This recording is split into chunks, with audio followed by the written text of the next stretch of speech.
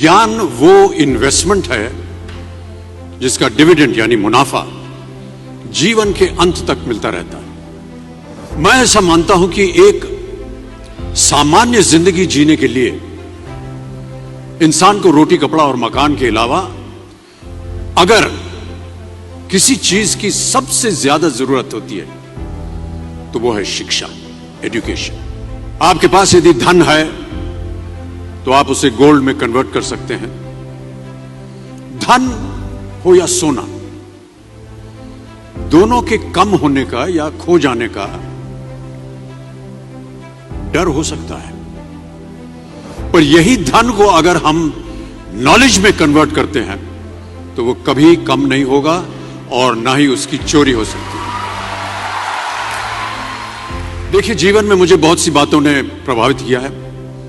मेरे ये अनुभव सुनने में शायद साधारण लगे, पर इनमें छिपा सार असाधारण है, अनमोल है।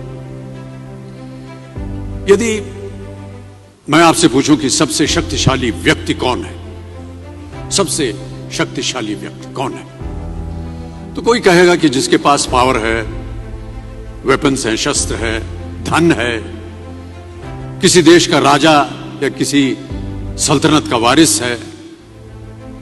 मेरा ऐसा मानना है कि वेपन्स, मनी किसी को पावरफुल नहीं बनाते, या अगर बनाते भी हैं तो कुछ समय के लिए ही बना पाते हैं। दौलत आज होगी, कल नहीं। शस्त्र का ज्ञान तभी तक काम आएगा जब तक वो शस्त्र चल सकता है। Once it is used it becomes absolute. पर शास्त्र का ज्ञान कभी नहीं रुकता। Knowledge can never be obsolete.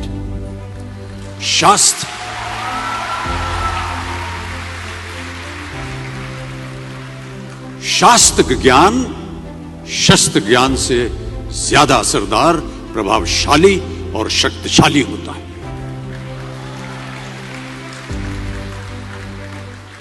अब देखिए, एक राजा ने कितने राज्यों पर विजय प्राप्त की, कौन कौन से शस्त्रों का इस्तेमाल किया, कितने सैनिक थे, यह शायद आपको याद न हो, पर जीरो की खोज किसने की, बल्ब का आविष्कार किसने किया, राष्ट्रगान किसने लिखा, ओथेलो मैकबेथ की रचना किसने की, ये आपको जरूर याद रहेगा।